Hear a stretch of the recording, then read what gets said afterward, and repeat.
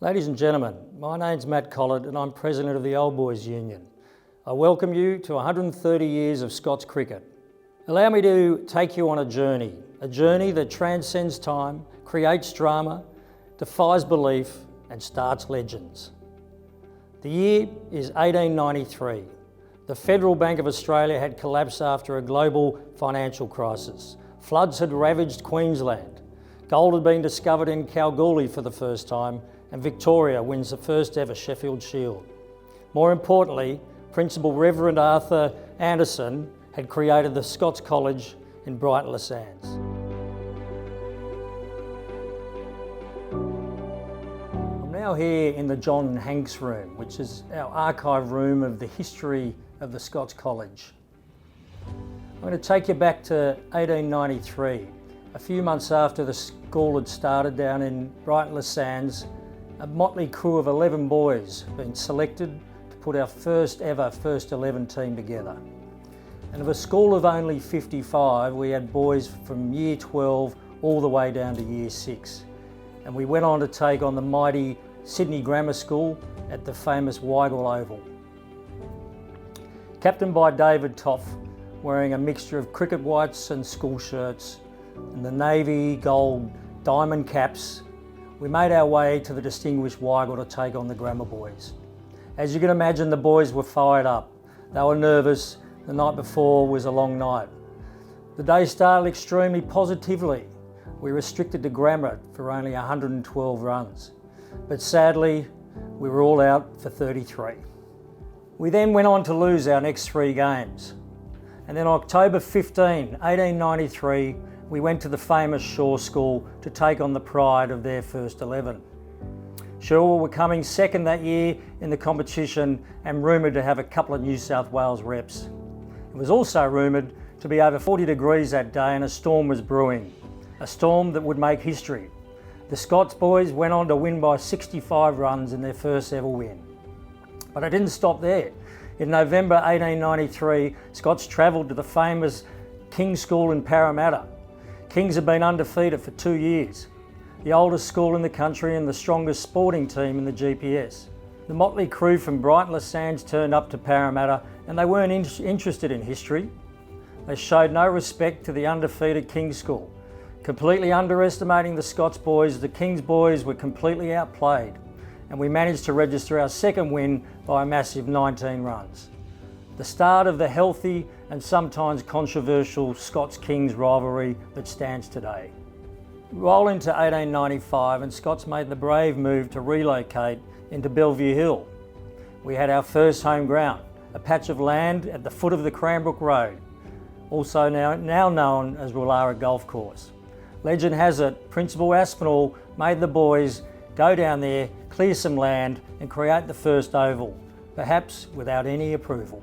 And when the famous city tram started from the city to Bondi, the boys decided that was a good opportunity to do some practice. So they started smashing balls at the trams as they'd fly by. Obviously you can take the boy out of Brighton-le-Sands, but you can't take Brighton-le-Sands out of the boys. Later that year, an orchard at Aspinall House gave way to the new playing field, and that became the main oval, the one that we love and cherish today. Fast forward to 1914 and Scots produced one of the finest in the form of Hugh Buntine. Buntine was captain of the first 11 between 1912 and 1914. He was a head prefect, captain of the first 15, captain of tennis, winner of the College Sports Cup for 3 years in a row, winner of the Angus and Coote Cup, winner of the Old Boys Sports Cup, plus the Honour Cap. He served in the AAF and later played for the Wallabies. In 1938, we were introduced to our first Chinese star, Geoffrey C. C was captain of cricket in 1937 and 1938, first Scots boy to captain the combined GPS 11. He played as wicketkeeper batsman for New South Wales. He was head prefect, captain of rugby and cadet under officer for the school cadets, and he won the Honour Cap. Fast forward to 1943, and going into the final round, Scots and Grammar are undefeated. They met at Weigel, traditionally not a happy hunting ground for the now established Scots first 11. Now a team full of pride, honour and belief, all wearing the cricket whites and the baggy gold and the navy lion the boys wear today. The lads were determined to make a statement.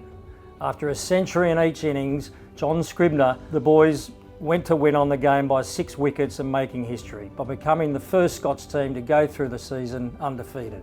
By the end of the season, Scribner had amassed 834 runs in 6 games, including 4 centuries and a spectacular double century, a feat never to be repeated.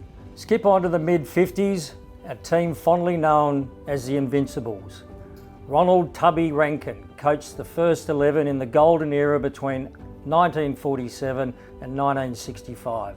This included the Invincibles, which he coached to a record 14 consecutive outright wins between 1956 and 1958. Truly a remarkable record, and he definitely left his mark on Scots cricket, and some could say the godfather of the game. Also mentioned Peter Kellaway took 83 wickets at an average of 9.7. 5 of the Invincibles won GPS selection and 6 went on to play first grade in the Sydney competition.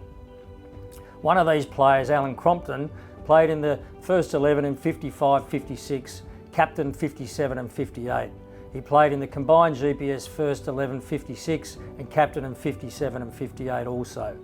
After school, he managed the Australian cricket team and he was later awarded the Order of Australia for services to cricket in 1991.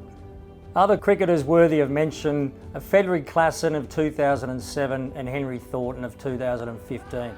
In 2017, Klassen became the Scots' first full international cricketer when he was selected for the mighty Netherlands as a left-arm seamer. He received the Garfield Johnson Memorial Award for sporting achievement at Speech Day. Captain of cricket in 2014, Thornton bowls right-arm fast. He was ruthless in his attack and caused his opposition many sleepless nights before and after the game.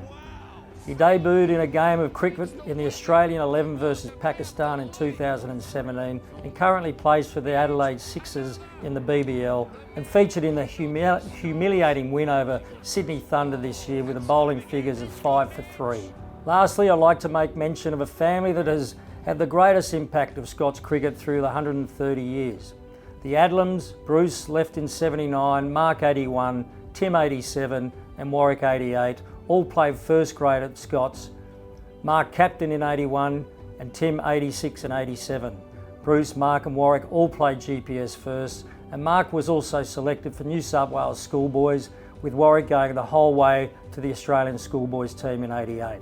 All 4 boys went on to play first grade for Gordon as well.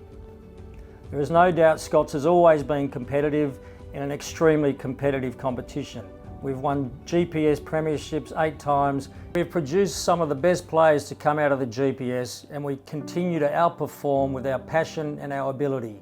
There are so many people to thank, including the current and previous staff members that have dedicated their time and passion to the Scots cricket.